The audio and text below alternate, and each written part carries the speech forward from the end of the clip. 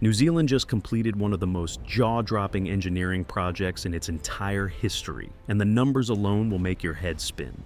We're talking about TeAhuATuranga, an $824 million highway that literally moved mountains to fix a problem that had strangled an entire region for 8 years. When a massive landslide swallowed the old Manawatu Gorge road in 2017, it wasn't just an inconvenience. It was an economic disaster that forced thousands of trucks onto dangerous detour routes every single day. The replacement isn't some patched-up Band-Aid solution. It's a 4-lane monster that slices through the Ruahine Range, with bridges designed to survive earthquakes and wetlands that actually got better because of construction. Stick around as we discover how they built structures that can dance during seismic events, and why a small political move nearly derailed the entire project. The Manawatu Gorge had been the main connection between the east and west sides of New Zealand's North Island for over 100 years. This wasn't some modern highway. It was a narrow, twisting stretch of State Highway 3 that clung to cliffsides with the Manawatu River raging hundreds of meters below. Beautiful? Absolutely. Safe? Not even close. For decades, small landslides kept hitting the road, forcing temporary closures while crews cleared debris.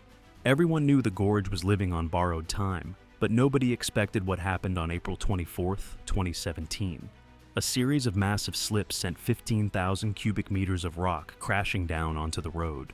Geologists took one look at the unstable hillside and told workers to evacuate immediately because the entire mountain was still shifting. The road was declared permanently closed, and just like that, a century-old lifeline was severed. The impact hit the local communities like a freight train. Around 7,600 vehicles use that gorge every day, including over 1,000 heavy trucks carrying goods across the island. Suddenly, every single one of those trips had to reroute through the Saddle Road and Parahaki track, adding 20 to 30 minutes each way. For freight companies, that translated to thousands of dollars lost daily in fuel and wages. Towns like Woodville and Ashhurst, which had thrived on that traffic, watched their economies collapse as customers disappeared. The detour routes were never designed for this kind of punishment. They were steep, narrow, and prone to their own weather-related closures during winter storms. Truck drivers faced a nightmare scenario every single day for the next 8 years. The government quickly realized that fixing the old gorge was impossible. The mountain was too unstable, and any repairs would just be temporary. They needed a completely new highway on higher, more stable ground.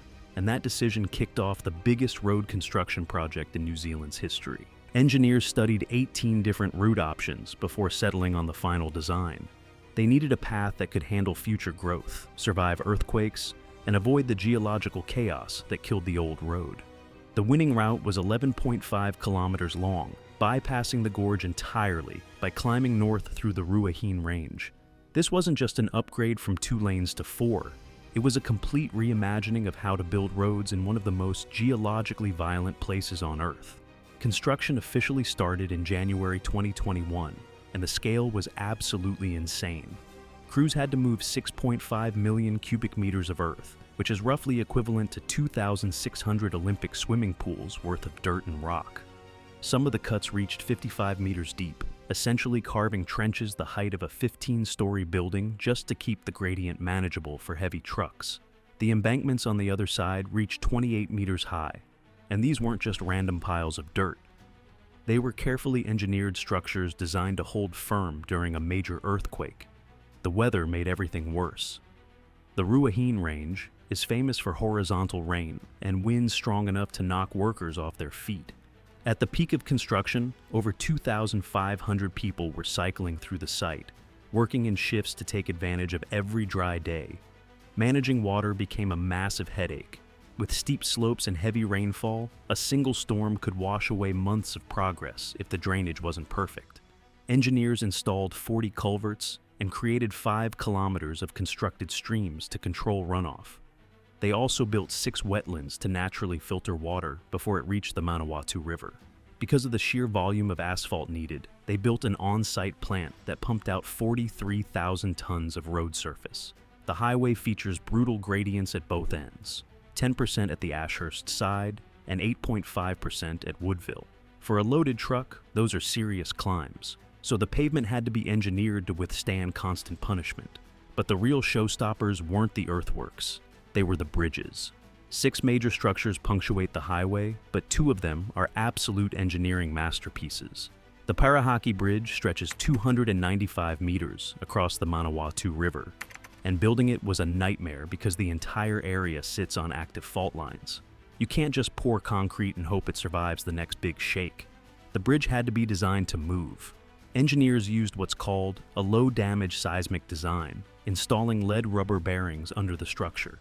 These bearings are essentially giant sandwiches of lead and rubber that act as shock absorbers. During an earthquake, they allow the bridge to sway and shift independently from the ground, absorbing energy that would otherwise snap concrete piers like twigs. The construction method was equally impressive. They used balanced cantilever construction, building the bridge outward from central piers in segments.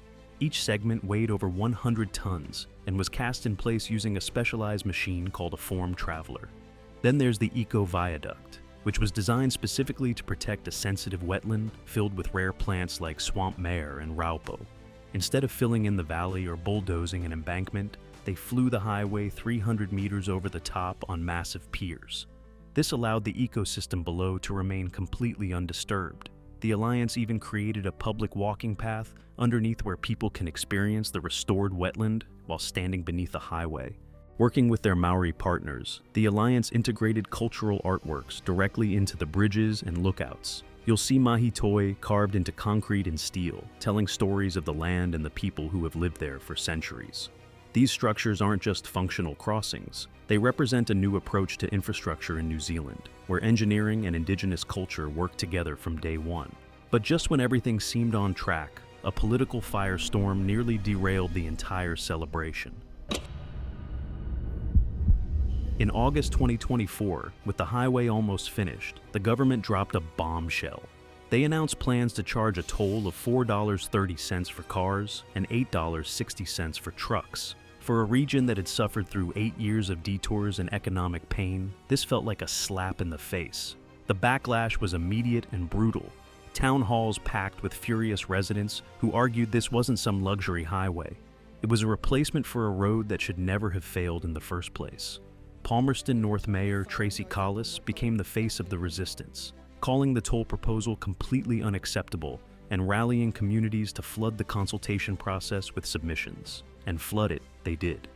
When the consultation period closed, nearly 12,000 submissions had poured in, with a staggering 90% opposing the toll. The message was crystal clear. People wanted their road back, without paying extra for something that was taken from them by nature. Truck drivers argued they'd already paid the price through 8 years of longer routes and higher costs. Local businesses said the toll would just shift traffic back to the detour roads, defeating the entire purpose of the new highway.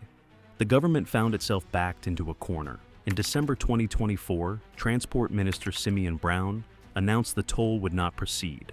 It was a rare victory for grassroots activism, and it meant the highway would open toll-free when it finally launched the following year. June 7, 2025, marked the official opening ceremony. 5 EY performed karakia on the highway that had taken 8 years and $824.1 million to complete. 4 days later, on June 11th, the road opened to traffic, and the relief was palpable. The numbers tell the story better than anything else. The drive between Ashhurst and Woodville now takes 10 to 12 minutes compared to the 25-minute slog over the Saddle Road. For truck drivers making multiple runs daily, that's hours saved every week and thousands of dollars in reduced fuel and operating costs. The highway was built to handle up to 9,000 vehicles per day, including over 1,000 heavy trucks. Safety was the driving force behind the massive price tag. The old Gorge Road was a graveyard of close calls and serious accidents. The new highway is a 100 km/h zone, with wide lanes, clear sightlines, and a central median barrier designed to catch drivers who drift out of their lane instead of letting them plunge off a cliff. 4 dedicated lookouts and 3 rest areas give people safe places to stop and take in views of the TeAhuATuranga wind farm and surrounding ranges. But the project didn't stop at just moving vehicles. A shared-use path for cyclists and walkers runs alongside the highway, connecting to a network of tracks that use old construction access roads. This has transformed the area into a recreational destination, opening up parts of the Ruahine Range that were previously inaccessible. The ecological restoration was equally impressive.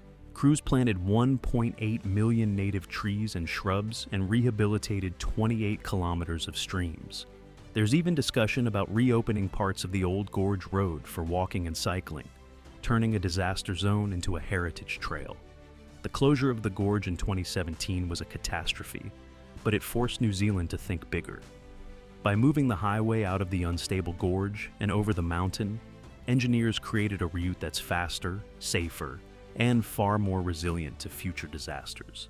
So, what do you think about this engineering triumph? Would you trust those seismic bearings during a major earthquake? Drop your thoughts in the comments below, and don't forget to smash that like button and subscribe for more incredible infrastructure stories. Until next time, thanks for watching.